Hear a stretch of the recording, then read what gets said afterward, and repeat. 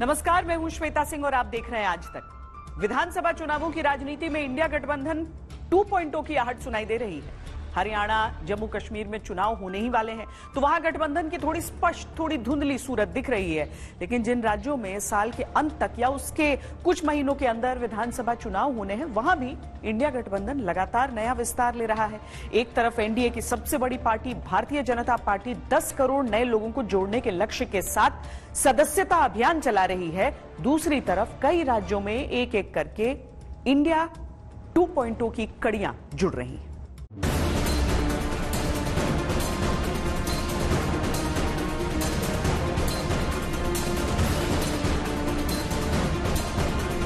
एक बात मानकर चलो, यहां पर कांग्रेस पार्टी की अलायंस की सरकार आ रही है। मन नहीं मिले या अगर विन विन सिचुएशन नहीं हुआ तो फिर छोड़ देंगे। कांग्रेस यहां खुद चुनाव लड़ने में सक्षम है, पर इंडिया गठबंधन का एक और नजरिया हो सकता है। मजबूरी नहीं है, जरूरत है। हमने सबको लेकर चलना है। अखिलेश जी भी कहते हैं हमारे सीट शेयरिंग कोई विषय नहीं।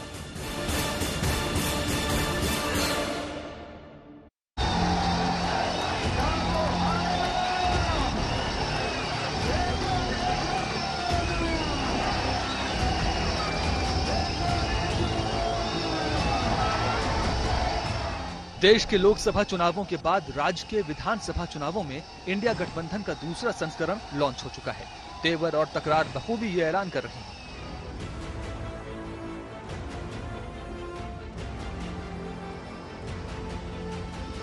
जो ऑपोजिशन चाहता है वो इनकी सरकार करती है। दम नहीं रहा इनमें। उनका मूल मकसद है जो नेशनल कॉन्फ्रेंस का एजेंडा है वो, और राहुल गांधी जी और कांग्रेस पार्टी ने वो एजेंडा को अपनी मौन सम्मति दी है। संसद में बड़ी सीटें और नेता विपक्ष की कुर्सी मिलने से कांग्रेस को सियासत की वो संजीवनी बूटी मिली है कि वो गठबंधन के धागे लिए राज्य दर राज्य साथियों के समर्थन को पिरोने में जुटी है।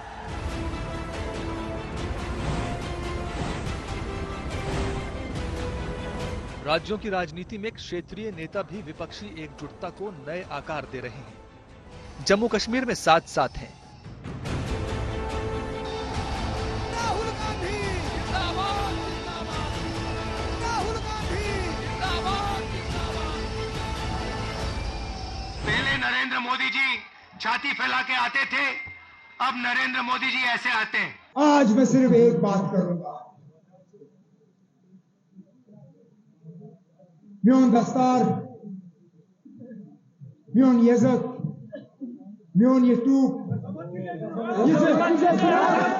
हरियाणा में साथ की आस है। दोनों दलों का ये प्रयास है कि तमाम जो एस्पिरेशंस होती हैं, महत्वाकांक्षाएं होती हैं एक राजनीतिक दल की, प्रत्याशियों की, उनको दरकिनार करते हुए एकजुट होकर मजबूती से हरियाणा के हित में और हरियाणा के लोगों की मांग के अनुसार मिलकर चुनाव लड़ा जाए। कौन सी सीटें होंगी, कितनी सीटें होंगी, इस पे बॉल बाय बॉल कमेंट्री नहीं की जा सकती है। कांग्रेस का गठबंधन हरियाणा के लोगों के साथ है। महाराष्ट्र में अटूट विश्वास है।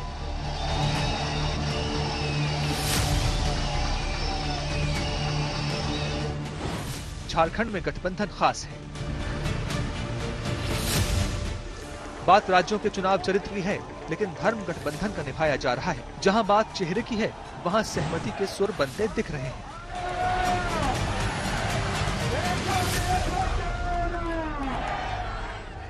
अजिबात आलेली नाही, त्याचा आजचा विचार करायचं काही कारण नाही।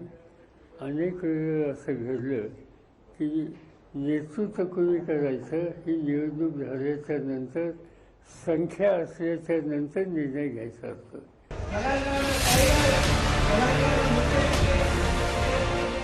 जहां नेता का सवाल है, वहां नेतृत्व पर भरोसा जताया जा रहा है।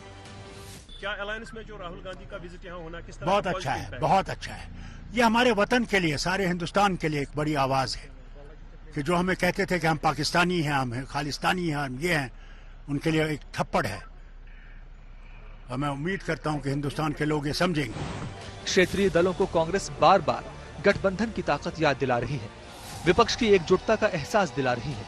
कोशिश यही है कि जिस इंडिया गठबंधन की एकजुट शक्ति ने बीजेपी को लोकसभा चुनावों में बहुमत से पीछे रोक दिया, गठबंधन का वही दम विधानसभा चुनावों में भी बना रहे।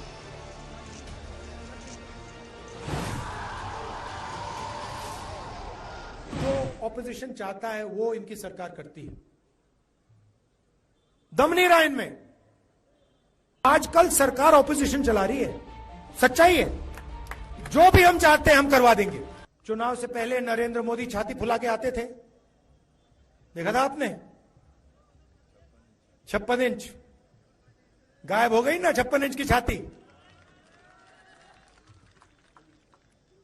इंडिया गठबंधन ने हिंदुस्तान के प्राइम मिनिस्टर की कॉन्फिडेंस उड़ा दी। इंडिया गठबंधन पार्ट 2 में गठबंधनों की गांठें अभी 2 राज्यों के घोषित विधानसभा चुनाव और आने वाले दिनों के विधानसभा चुनावों के मद्देनजर कांग्रेस गठबंधनों की गांठें बांधने की कोशिश में है, ताकि आने वाले दिनों के विधानसभा चुनाव में एनडीए को कड़ी टक्कर दी जा सके। जम्मू कश्मीर में बीजेपी अकेले चुनाव मैदान में है, लेकिन उसके सामने इंडिया गठबंधन के 2 मुख्य घटक दल कांग्रेस और नेशनल कॉन्फ्रेंस है। हरियाणा में बीजेपी के सामने कांग्रेस आम आदमी पार्टी गठबंधन की कोशिश है, यहाँ भी कांग्रेस ने पहल की है।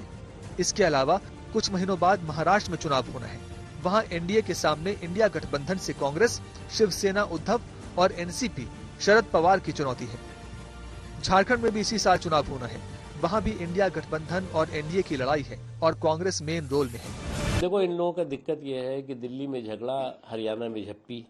अभी झगड़े झप्पी की दोस्ती जो है वो कितने दिन चलेगी, इसका अंदाजा आप आसानी से लगा सकते। अब आम आदमी पार्टी कौन है जिसने दिल्ली का सत्यानाश कर दिया?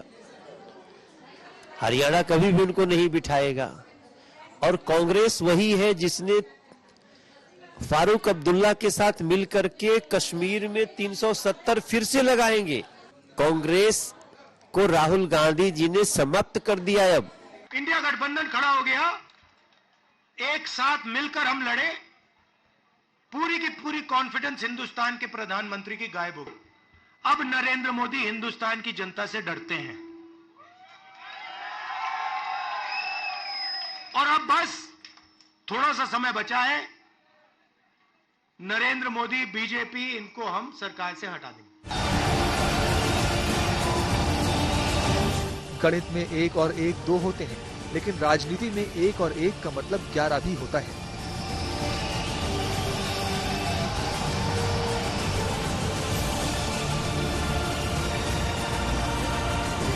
चुनावी राज्यों में एनडीए वर्सेस गठबंधन इंडिया पार्ट 2 का स्टेज सज चुका है।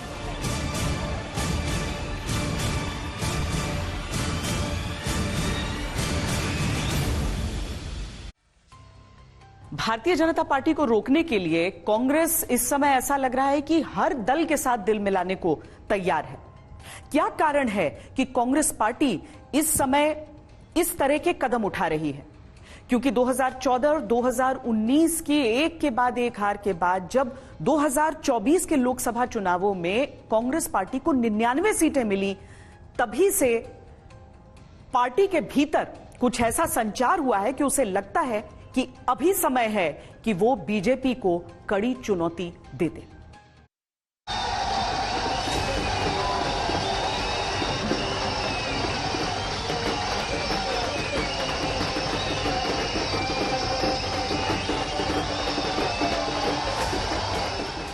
लोकसभा चुनावों में बेहतर प्रदर्शन हुआ तो एक दशक बाद चेहरों पर ये रौनकें लौटी।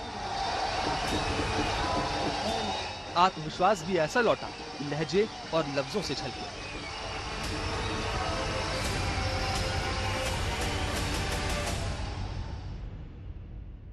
जाति जनगणना रुकेगा, ना सोशो इकोनॉमिक सर्वे रुकेगा, ना इंस्टीट्यूशनल सर्वे रुकेगा, ना 50% का बैरियर रहेगा। ये तो सारे के सारे उड़ेंगे, क्योंकि हिंदुस्तान की जनता ने ये मन बना लिया है। ऑर्डर आ गया है, जनता से ऑर्डर आ गया है। अब आपको प्रधानमंत्री जी को ये बात एक्सेप्ट कर देनी चाहिए और ऑर्डर लागू कर देना चाहिए, और अगर नहीं करेंगे तो फिर दूसरे प्रधानमंत्री करेंगे। तेलंगाना, कर्नाटक और हिमाचल प्रदेश, 3 राज्यों में सरकार और संसद में 99 की संख्या है, लेकिन कांग्रेस के बयानों की तेज आंच एनडीए के तीसरे कार्यकाल तक है। राहुल गांधी क्या इसके पीछे गठबंधन की ताकत है और क्या इसीलिए कांग्रेस विधानसभा चुनावों में गठबंधन पर जोर दे रही है? विधानसभा चुनाव किसी एक जो पार्टी है उसकी ताकत पर लड़े जाते हैं। जम्मू कश्मीर अलग मसला है। जम्मू कश्मीर में कांग्रेस के पास भी बहुत गुंजाइश नहीं है और नेशनल कॉन्फ्रेंस के पास भी, तो दोनों साथ मिलकर लड़ेंगे, वहां आपको स्वरूप दिखेगा कि एक गठजोड़ है। लेकिन अगर हरियाणा की बात करेंगे तो वहां बिल्कुल नहीं दिखेगा, क्योंकि वहां कांग्रेस अपनी ताकत पर है, वो क्यों दूसरों को अपनी जगह देगी। और उसे दिल्ली का भी चुनाव बहुत साफ साफ दिख रहा है। झारखंड में जब जाएंगे तो झारखंड में वहां कांग्रेस माइनर पार्टनर है, तो जहां कांग्रेस कमजोर है वहां गठजोड़ बनेगा, वहां एक गठजोड़ का स्वरूप आपको दिखेगा, जो लोकसभा में समय जिसको इन्होंने इंडिया का नाम दिया था। जहां जहां कांग्रेस मजबूत है वहां कोई और स्वरूप नहीं बनेगा। लोकसभा चुनावों के आंकड़ों के हिसाब से अगर देखा जाए तो कांग्रेस की गठबंधन नीति और स्पष्ट होती है। हरियाणा में बीजेपी को 12% वोट और 5 सीट का नुकसान हुआ। कांग्रेस को 15% वोट और 5 सीट का फायदा हुआ। झारखंड में बीजेपी को 7% वोट और 3 सीट का नुकसान हुआ। कांग्रेस को 3% वोट और 1 सीट का फायदा हुआ। महाराष्ट्र में बीजेपी को 2% वोट और 14 सीट का नुकसान हुआ। कांग्रेस को 1% वोट बढ़ा, लेकिन 12 सीटों का फायदा हुआ। झारखंड, महाराष्ट्र जैसे राज्यों में इंडिया गठबंधन मिलकर लड़ा था और कांग्रेस को बड़ा फायदा हुआ। अब विधानसभा चुनावों में भी कांग्रेस गठबंधन करके इसी नीति पर आगे बढ़ना चाहती है कि न वोट बटे न सीटें घटे। गठबंधन हो रहा है, मैं चाहता हूं कि जो भी गठबंधन हो उससे हमारे कार्यकर्ताओं को, सिपाहियों को और हमारे कमांडर्स को रिस्पेक्ट मिले, इज्जत मिले। लेकिन कहते हैं ये अलायंस एनसी की मजबूरी है। एक मजबूरी नहीं है, जरूरत है। हमने सबको लेकर चलना है। कांग्रेस के प्रांतीय यूनिट ने, हम सब ने, जिससे राय ली गई, मुझसे भी राय ली गई, हमने बता दिया कि कांग्रेस यहां खुद चुनाव लड़ने में सक्षम है, पर इंडिया गठबंधन का एक और नजरिया हो सकता है। वो नजरिया फ्रांस से बड़ा है, तो इसलिए उस नजरिए में वो क्या निर्णय लेंगे, अभी कोई निर्णय हुआ नहीं, अभी पेंडिंग है, तो वो निर्णय ले सकते हैं, इसमें क्या बुरी बात है। कांग्रेस हरियाणा में अगर आम आदमी पार्टी के साथ गठबंधन की अति इच्छुक है तो उसके पीछे भी दूर की राजनीति दिखती है। कुछ महीनों बाद दिल्ली का विधानसभा चुनाव भी है। आम आदमी पार्टी दिल्ली में अकेले चुनाव लड़ने का ऐलान कर चुकी है। अगर हरियाणा में आम आदमी पार्टी के साथ गठबंधन होता है तो दिल्ली चुनाव में भी इसका असर पड़ेगा। साथ ही इंडिया गठबंधन की एकजुटता का संदेश भी जाएगा, जिसका प्रभाव अगले साल बिहार चुनावों में भी देखने को मिल सकता है। कांग्रेस इंडिया गठबंधन की एकजुटता के रास्ते पर आगे चलते हुए एनडीए से टकराने की लंबी रणनीति पर काम कर रही है। इसके लिए राज्य दर राज्य क्षेत्रीय पार्टियों के सामने कांग्रेस का हाथ बढ़ रहा है। हरियाणा में कांग्रेस और आम आदमी पार्टी के बीच प्रस्तावित गठबंधन का जिस तरह पेच फंसा है, उसने भी चुनावी समीकरणों को उलझा रखा है।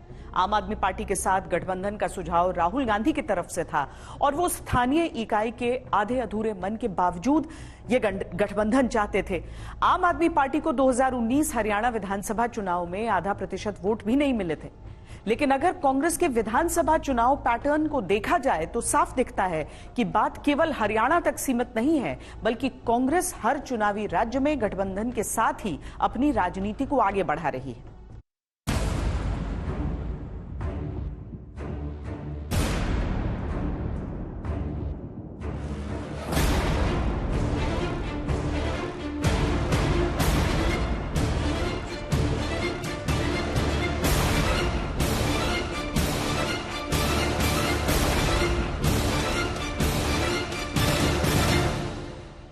झाड़ू वाले हैं, वहाँ झाड़ू का बटन नहीं मिलेगा। इस बार झाड़ू वाले भी पंजे पे वोट डाल देना। अजीब सी बात है, केजरीवाल जी कांग्रेस पार्टी का बटन दबाएंगे और मैं आम आदमी पार्टी का बटन दबाऊंगा। हमें उम्मीद है कि जरूर देश हित में, राष्ट्र हित में, हरियाणा के हित में गठबंधन होगा। वो निर्णय ले सकते हैं, इसमें क्या बुरी बात है। आम आदमी पार्टी और कांग्रेस इंडिया गठबंधन के दो अहम किरदार हैं। लेकिन दोनों का रिश्ता कभी नीम नीम, कभी शहद शहद जैसा ही रहा है। दिल्ली और पंजाब में एक दूसरे के खिलाफ बाहें चढ़ाते हैं, लेकिन लोकसभा चुनाव में गोवा, गुजरात, हरियाणा और चंडीगढ़ में साथ मिलकर चुनाव लड़ा। लोकसभा चुनाव में कांग्रेस और आप गठबंधन को कोई खास फायदा नहीं हुआ, फिर विधानसभा चुनाव में गठबंधन की रस्साकसी क्यों है? जो कुछ भी सॉल्यूशन होगा वो बेहतर और सबको स्वीकार्य, यानी कि उनको भी स्वीकार्य, अच्छा लगे, और अल्टीमेटली द गोल इज के बीजेपी को हराना है, तो इसी प्रकार का सॉल्यूशन ढूंढने का हमारा प्रयास रहेगा। किसी भी संगठन में, पार्टी में चुनाव लड़ने के बारे में एक फैसला लेने की प्रक्रिया होती है, तो जब वो फैसला हो जाएगा आपको बताएंगे। कुछ भी है वो कैमरे पे हम बताने के आदी नहीं है, और जो एक संगठन चलाने का काम है उस हिसाब से फैसला होगा। हम 90 पे लड़ेंगे कि 9 पे लड़ेंगे कि 10 पे लड़ेंगे, ये 1-2 दिन में आपको पता चल जाएगा। गठबंधन का स्वाद कांग्रेस को लोकसभा चुनाव में लग चुका है, लिहाजा एनडीए के सामने इंडिया गठबंधन को महाविपक्ष की तरह दिखाना कांग्रेस के हित में है। यही वजह है कि हर राज्य में कांग्रेस विपक्षी दलों को एकजुट रखना चाहती है, ताकि एनडीए पर प्रेशर बना रहे। कुछ एक दलों को छोड़ दिया जाए तो लोकसभा के नतीजों के बाद अनौपचारिक तौर पर राहुल गांधी की छवि विपक्ष के सर्वमान्य नेता की बनी है। कई राज्यों के क्षेत्रीय छत्रप राहुल गांधी की लीडरशिप में गठबंधन को स्वीकारते हैं। ऐसे में बड़ा दिल दिखाते हुए कांग्रेस हरियाणा में समाजवादी पार्टी और लेफ्ट के लिए भी सीट छोड़ रही है। आम आदमी पार्टी के साथ आने पर कांग्रेस की छवि विपक्षी एकता के लीडर के तौर पर और मजबूत हो सकती है। बहुत कुछ बदला है भारत जोड़ो यात्रा और भारत जोड़ो न्याय यात्रा के बाद, लेकिन फिर अचानक दिखता है कि नहीं, ममता बनर्जी उनसे ज्यादा नैरेटिव क्रिएट कर देती हैं। अचानक दिखता है कि नहीं, अखिलेश यादव देश के सबसे बड़े राज्य उत्तर प्रदेश में 37 लोकसभा सांसदों के साथ हैं, उनकी ताकत ज्यादा है। अरविंद केजरीवाल जेल में रहते हुए भी मुख्यमंत्री के तौर पर ज्यादा प्रभावी हो जाते हैं। राहुल गांधी की कोशिश यह है कि वो एक फोर्स के तौर पर दिखें जो सेकुलर फोर्सेस को एक साथ लाने के लिए थोड़ा त्याग करते हैं, थोड़ा कुछ छोड़ दे रहे हैं। जैसे हरियाणा में भी वो चाहते थे कि ठीक है, केजरीवाल के साथ हम समझौता करें, अब वो समझौता हो ना हो तो ये कांग्रेस नहीं चाहेगी कि उसके सिर पर फूटे। तो उसके पीछे, सबके पीछे एक बात है कि राहुल गांधी को, नेता प्रतिपक्ष को सर्वमान्य विपक्षी नेता के तौर पर स्थापित करना। देखा जाए तो फिलहाल कांग्रेस का हरियाणा में जो मुकाबला दिखता है वो इस तरह है: Congress versus BJP, Congress versus Indian National Lokdal plus BSP, Congress versus JJP plus Azad Samaj Party, Congress versus आम आदमी पार्टी और निर्दलीय। ऐसा प्रतीत होता है कि डवाली हलके के किसान, कमेरे, गरीब मजदूर, व्यापारी ने अपना मन बना लिया है और यहाँ से जेजेपी पार्टी की जीत बड़े अंतर से होने जा रही है। मैं मानता हूँ कि हम बहुत अच्छे वोटों से, अच्छे मतों से सीट जीत रहे हैं। आम आदमी पार्टी के साथ गठबंधन की सोचने लगी, इसका अर्थ है कि भारतीय जनता पार्टी तीसरी बार जीत रही है। अब आम आदमी पार्टी कौन है जिसने दिल्ली का सत्यानाश कर दिया? हरियाणा कभी भी उनको नहीं बिठाएगा। और कांग्रेस वही है जिसने फारूक अब्दुल्ला के साथ मिलकर के कश्मीर में 370 फिर से लगाएंगे।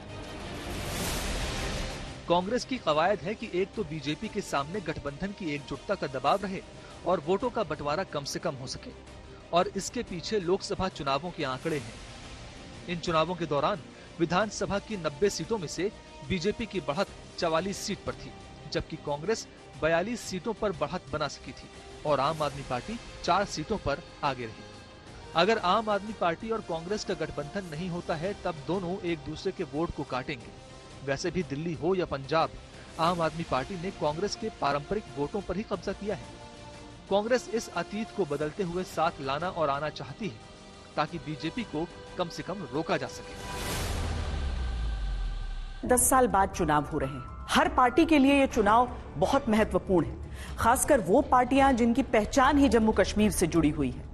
ऐसे में चाहे पीडीपी हो जो खुला समर्थन देने के लिए कांग्रेस और नेशनल कॉन्फ्रेंस को तैयार है, या फिर नेशनल कॉन्फ्रेंस हो जो कांग्रेस के साथ जाने के लिए तैयार है। दरअसल इंडिया 2.0 के पीछे की सोच यही है कि सब अपनी राजनीतिक प्रासंगिकता को भी बनाए रखना चाहते हैं। और दिमाग दोनों चाहिए।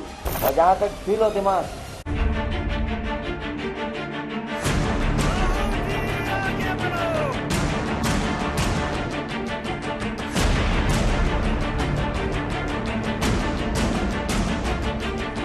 An alliance or a seat sharing is a compromise. So Congress has compromised, National Conference has compromised. BJP को हराने के लिए ही लोकसभा चुनावों से पहले इंडिया गठबंधन तैयार हुआ था। व्यक्तिगत हितों के ऊपर बीजेपी को हराना सबकी वरीयता में शामिल था। जम्मू कश्मीर में गठबंधन की वही कहानी है।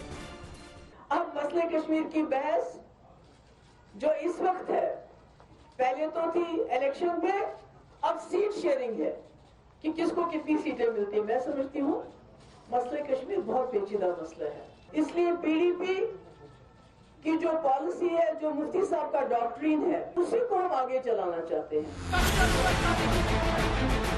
सीटों के सवाल पर अक्सर गठबंधन में गांठें उलझ जाती हैं, लेकिन एक लक्ष्य है जो रुकावट भी नहीं है। नेशनल कॉन्फ्रेंस 51 सीटों पर चुनाव लड़ रही है। कांग्रेस 32 सीटों पर चुनाव लड़ने को राजी है। एक सीट पैंथर्स पार्टी के लिए छोड़ी गई है, एक सीट सीपीआईएम को मिली है। बाकी 5 सीटों पर कांग्रेस और नेशनल कॉन्फ्रेंस के बीच फ्रेंडली फाइट होना तय हुआ है। जो आज गठबंधन है कांग्रेस का, जो नेशनल कॉन्फ्रेंस का गठबंधन, ये एंटी डेवलपमेंट का गठबंधन है, ये परिवार का गठबंधन है, ये भ्रष्टाचार का गठबंधन है, ये आतंकवाद को बढ़ावा देने के लिए प्रयास करने वाले गठबंधन है। नेशनल कॉन्फ्रेंस की करनी और कथनी में फर्क नहीं है। हम जो कहेंगे वो करेंगे, क्योंकि हम बीजेपी की तरह नहीं हैं। बीजेपी झूठ बोलने में हेडमास्टर है।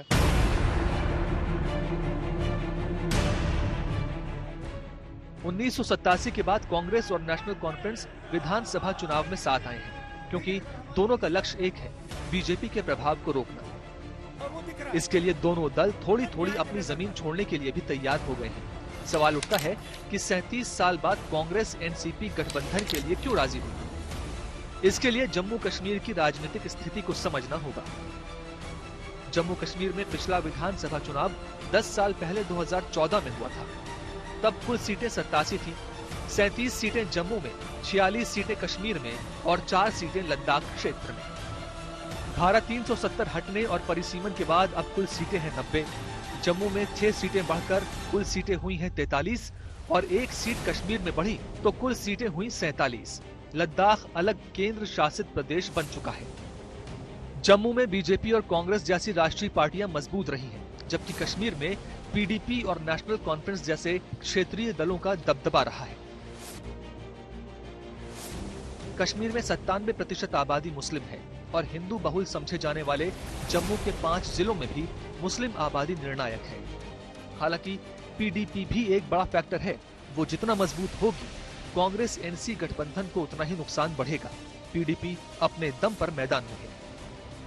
अगर ये ताकत है हुर्रियत लीडरों को जेल से रिहा करना, बीजेपी की बातचीत करवाना सेपरेटिस्ट के साथ एलके अडवाणी जैसे, तो वो पीडीपी करवा सकती है और कोई नहीं करवा सकता है। ये नेशनल कॉन्फ्रेंस सिर्फ अपने मफाद के लिए सरकार बनाना चाहती है। जब सरकार बनती है कहते हैं हिंदुस्तान जिंदाबाद, इलेक्शन हलाल है। जब सरकार नहीं बनती है तो कहते हैं इलेक्शन हराम है, जो इन्होंने 22 साल यहाँ राजकुमारी चलाई। कांग्रेस और एनसी के गठबंधन के बाद बीजेपी ने अपना संकल्प पत्र जारी करके चुनावी युद्ध का विधिवत आगाज कर दिया है। बीजेपी गठबंधन पर कई सवालों को लेकर आक्रामक है। क्या कांग्रेस नेशनल कॉन्फ्रेंस के अलग झंडे के वादे का समर्थन करती है? क्या कांग्रेस नेशनल कॉन्फ्रेंस के धारा 370 दोबारा लाने के वादे का समर्थन करती है? इसके अलावा बीजेपी गुज्जर बकरवाल के लिए आरक्षण, पाकिस्तान से बात जैसे मुद्दों पर नेशनल कॉन्फ्रेंस को घेर रही है और गठबंधन करने पर कांग्रेस से सवाल कर रही है।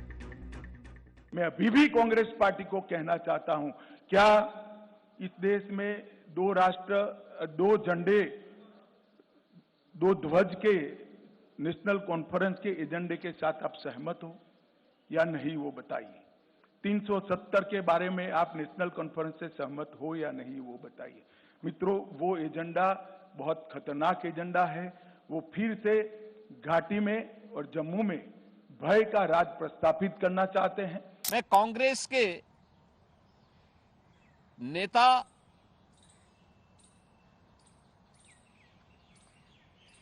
श्री राहुल गांधी से पूछना चाहता हूं कि क्या कांग्रेस नेशनल कॉन्फ्रेंस के जम्मू कश्मीर में फिर से अलग झंडे की घोषणा का समर्थन करती है? बीजेपी के सवालों की वजह यह है कि नेशनल कॉन्फ्रेंस ने अपने चुनावी घोषणा पत्र में ये वादा किया है कि अगर हमारी सरकार बनती है तो अनुच्छेद 370 और 35A की बहाली की जाएगी। हमें पूरा विश्वास है कि जिनके कारण या जिन परिवारों के कारण 30-40 इयर्स तक वैली के लोग, जम्मू के लोग बहुत बड़ी त्रासदी से गुजरते रहे हैं, उन परिवारों की छुट्टी होगी। एक नया नेतृत्व जम्मू कश्मीर में उभरेगी, वो पूरा भरोसा हमको है। जम्मू कश्मीर में 10 साल बाद विधानसभा चुनाव हो रहे हैं। 370 खत्म किए जाने के बाद जम्मू कश्मीर केंद्र शासित क्षेत्र बना दिया गया था। इस चुनाव में जम्मू कश्मीर का राज्य का दर्जा भी एक बड़ा मुद्दा है। गठबंधन इंडिया हो या बीजेपी, दोनों इस पर आमने सामने हैं। बीजेपी कुछ भी कह ले, आरएसएस कुछ भी कह ले, हम जम्मू कश्मीर के लोगों को उनका स्टेटहुड वापस देने जा रहे हैं। मैं आपको गारंटी करके कह रहा हूं, या ये स्टेटहुड देंगे, नहीं तो फिर अगली सरकार जो दिल्ली में आएगी, इंडिया गठबंधन की सरकार आएगी, उनका पहला काम होगा आपको स्टेटहुड देने का। ये राहुल बाबा की नेशनल कॉन्फ्रेंस कहते हैं कि हम जम्मू कश्मीर को स्टेट का स्टेटस वापस देंगे। अब मैं यहां अब्दुल्ला साहब और राहुल बाबा को पूछना चाहता हूं कि भैया आप कैसे वापस दोगे, बताओ तो। ये क्या आप जम्मू कश्मीर की जनता को मूर्ख बना रहे हो भाई? सब में अकल है, वो भारत सरकार ही दे सकती है, मोदी जी ही दे सकते हैं। राहुल गांधी जम्मू कश्मीर में कांग्रेस को नया आसमान देने के लिए मैदान में है और नेशनल कॉन्फ्रेंस अपनी खोई हुई जमीन वापस पाने के लिए लड़ रही है। समझौता दोनों ने किया है गठबंधन के लिए, ताकि बीजेपी से टकराया जा सके और बृहद गठबंधन इंडिया की तस्वीर भी बनी रह सके। आप देख रहे हैं आज तक, आपके साथ मैं हूं श्वेता सिंह। इंडिया 2.0 की एक बड़ी तस्वीर उत्तर प्रदेश में भी दिखती है, जहां पर यूपी के लड़के 10 सीटों पर उपचुनाव से पहले एक साथ नजर आते हैं। हालांकि भारतीय जनता पार्टी ने भी अपनी पूरी ताकत इन उपचुनावों के लिए झोंक रखी है। योगी आदित्यनाथ ने भी खुलकर चुनौती दी है।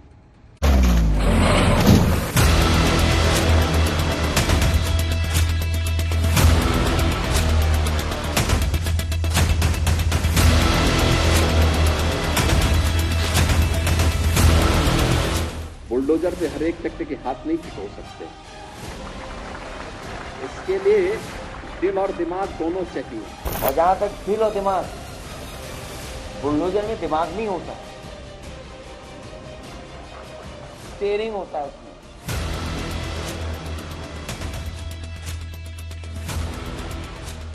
बुलडोजर संस्कृति बंद करिए।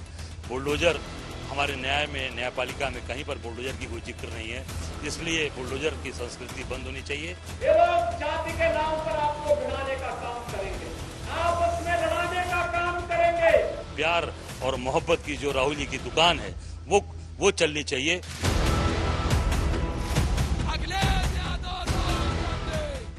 खुला मोर्चा तो यूपी में अब भी एक ही है, एनडीए वर्सेस इंडिया गठबंधन, जिसमें कांग्रेस और समाजवादी पार्टी साथ साथ, लेकिन चुनावी मैदान में कुछ और फ्रंट भी खुलते दिख रहे हैं। 10 में से 5 सीटों का प्रस्ताव अपने केंद्रीय नेतृत्व को दिया है, जो बीजेपी और गठबंधन की जहाँ सीटें थी वो हमने दिया है।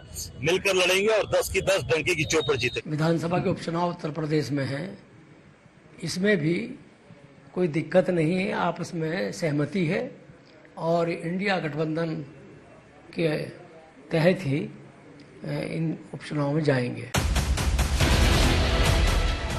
ये कहा जा रहा है कि यूपी में जिन 10 सीटों पर उपचुनाव होना है उनमें से 5 पर समाजवादी पार्टी का कब्जा है।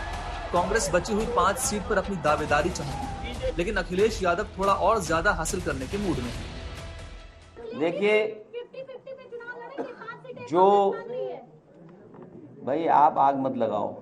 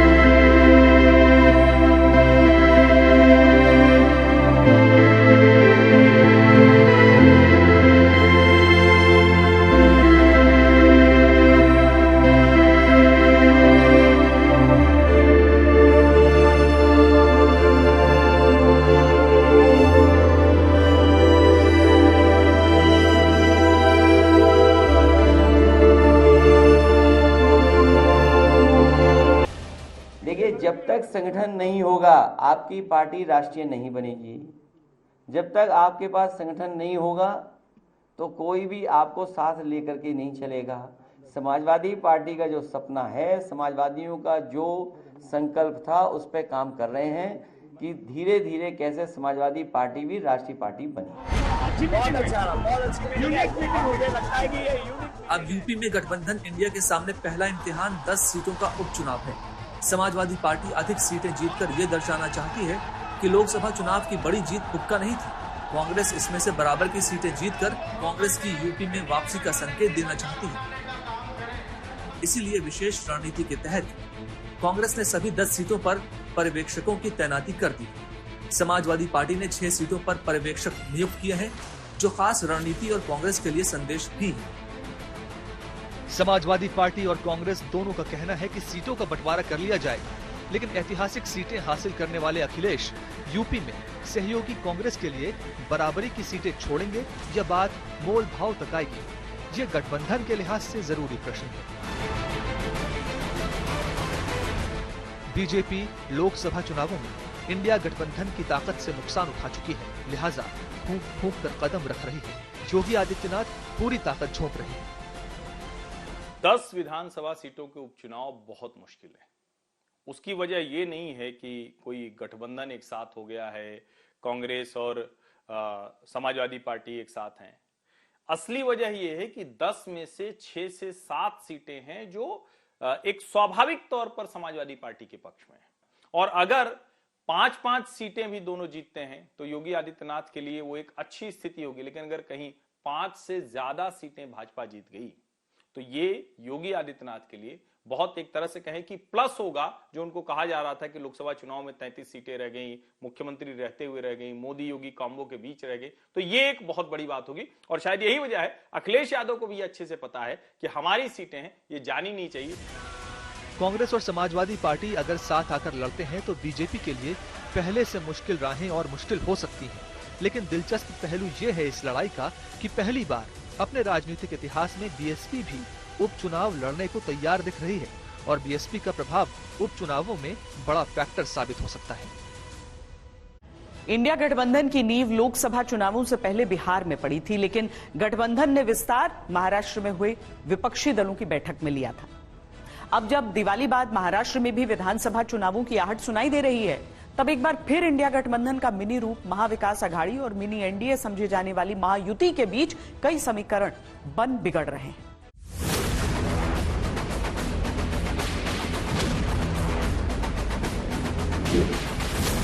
आम्ही महाविकास आघाडी म्हणून एकत्र आहोत, एकत्र पुढे जाणार आहोत।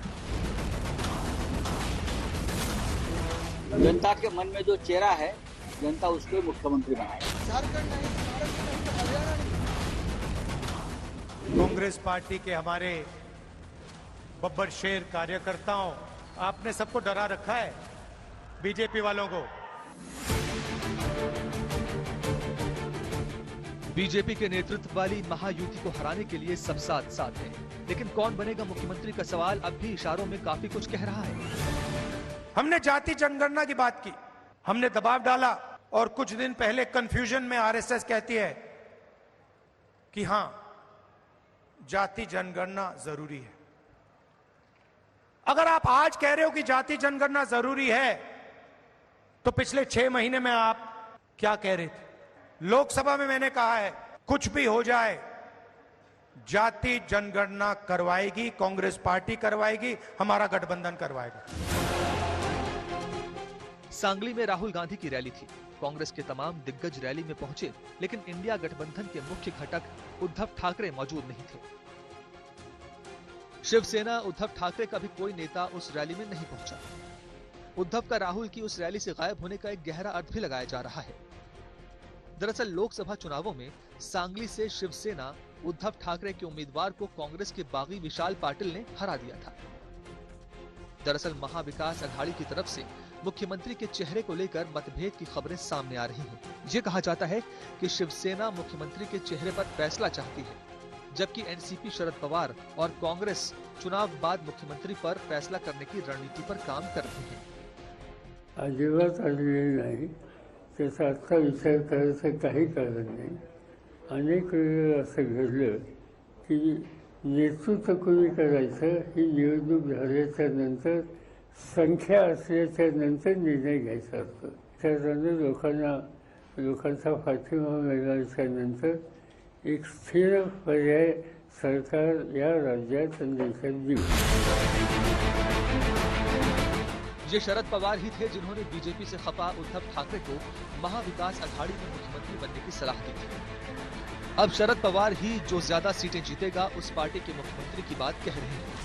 कहने को शिवसेना उद्धव भी कह रही है कि मुख्यमंत्री के चेहरे का सवाल कोई मायने नहीं रखता, लेकिन बयान कुछ अलग इशारा कर रहे हैं। पहले मुझे बताइए कि शानदार काम किया है किसने कहा? कई आपके साथियों ने कई बार तो उन्हीं को पूछो क्या मैं दोबारा उनको चाहिए या नहीं चाहिए? जो मेरे साथी थे जब मैं मुख्यमंत्री था, उनका कहना है मैंने शानदार काम किया था, तो उनको पूछो। और चेहरा होना चाहिए तो सब साथ में मिलकर चेहरा बनाओ। शिवसेना उद्धव और शरद पवार के एनसीपी के बीच कांग्रेस भी है। लोकसभा चुनावों में कांग्रेस ने सबसे अच्छा प्रदर्शन किया था और दोनों दलों की 9 और 8 के मुकाबले 13 सीटें जीती थी। अब अगर कांग्रेस भी विधानसभा चुनावों में बेहतर प्रदर्शन के आधार पर अपना मुख्यमंत्री चाहे तो क्या गलत है? कुल मिलाकर महाराष्ट्र में गठबंधन शक्ल तो नहीं लेता दिख रहा है, लेकिन पूरी शक्ल क्या होगी इसमें अभी वक्त है। हमारी इस खास पेशकश में आज के लिए इतना ही। देश और दुनिया की बाकी खबरों के लिए आप देखते रहिए आज तक।